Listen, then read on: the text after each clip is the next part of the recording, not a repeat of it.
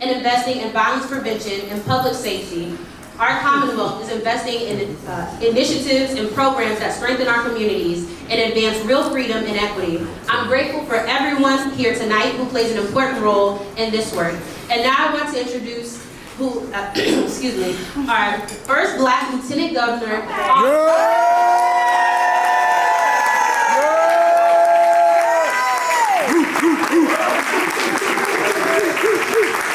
Happy Black History Month. It is so great to see so much of our Commonwealth's Black excellence in one room here. Give yourselves I'm so honored to be here with you with Pennsylvania's second lady, the first lady in my life. All right.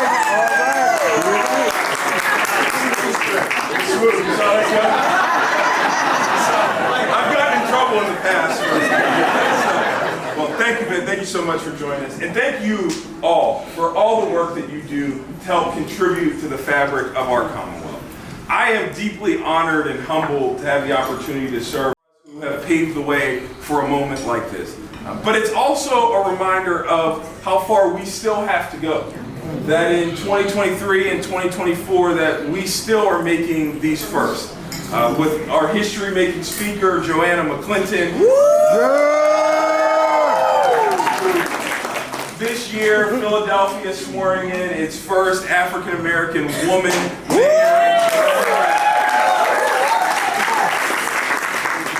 I hope all of this serves as an example to young people in Pennsylvania that you can do anything you put your mind to, anything that you dream, you can believe it. But it's also a responsibility for folks like me who serve in leadership, that we have a responsibility to be a voice for the voiceless, that we have to center marginalized communities in the work that we do every single day. And I'm proud that the Shapiro-Davis administration is doing just that. We've made economic generational wealth a focus of our administration, lifting up Black and brown businesses and disadvantaged businesses. We've prioritized making sure our communities are safe, so no person has to live in the fear of gun violence in our communities. I'm proud to help lead this work along with our great governor and many of the people in this room. She is doing an outstanding job. But I want to put a little meat on that bone. I want to explain to you the purpose of this commission and why I think she's doing such an amazing job. We established this commission, or re-established it, I guess, through my executive order, because we wanted to have a cross-section of folks engaged in our work. We don't want y'all just showing up once a year to come to a cocktail party. We want to hear from you day in and day out because we know you're on the ground, you're hearing from others, you're collecting information, and you're able to then share with Annette and share with our team the important things that are on folks' minds, the things we need to do more of, the things we need to change. And I want to share just one example of the power of the African American Affairs Advisory Commission and your power, the power that you now have in the Shapiro-Davis administration. Annette brought to us something that came from many of you, certainly from the Second Lady as well as Lori. And that is the challenge of maternal mortality here in the Commonwealth of Pennsylvania, particularly for Black women. Black women of all different socioeconomic positions in life.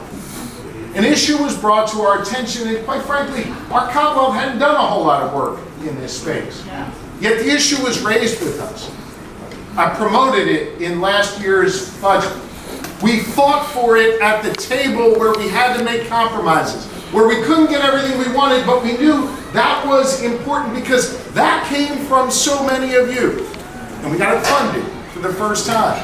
And now the work to address maternal mortality, particularly in the African American community in Pennsylvania, that work has started because of the power of your voices, and I want to say thank you.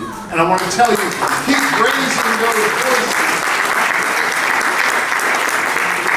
You see, what Austin and I are trying to do, what our whole administration is trying to do, is build an opportunity economy, build a place where everyone has the freedom to chart their own course and the opportunity to succeed. A place where every child of God gets a great education, and we're funding that education. We were able to secure more funding for public education than at any point in the history of the Commonwealth of Pennsylvania last year. Giving every child a good start.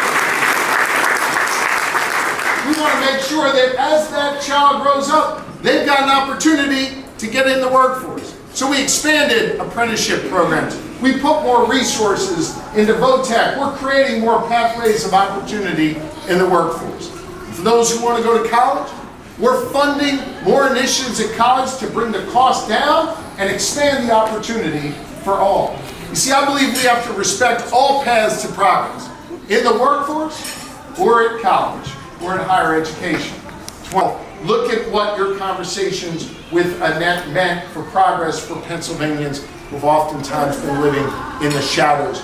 Use your voices, be part of this progress, and know just how grateful we are to have you here this evening and in our lives. We appreciate you all very much. God bless you.